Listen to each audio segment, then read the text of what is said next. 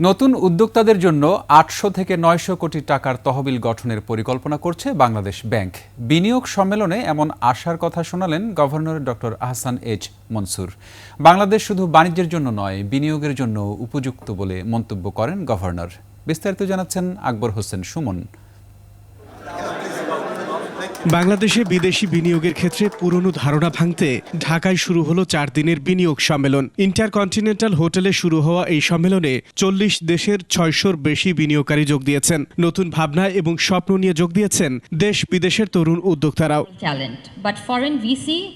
Plenary সেশনে বিনিয়োগ পরিবেশ, সহায়ক অবকাঠামো, বিনিয়োগ সুরক্ষা আইন নিয়ে আলোচনায় উদ্যোক্তাদের আশার কথা শোনান বাংলাদেশ ব্যাংকের governor. Of about 800-900 crore from contributions from commercial banks, basically. And they will be the owner, equity holders of that fund. And the money would be only used for equity investment in promising startup companies.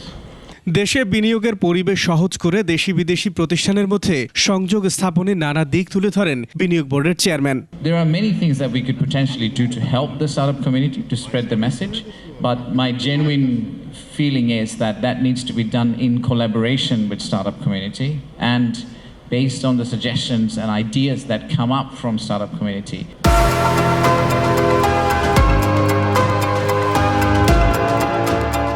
BIDA's primary role is to be the collaborator or the coordinator, make sure that ministries across the government and the startup ecosystem, the private sector, they're all in tune and doing the exact same thing, moving in the right direction.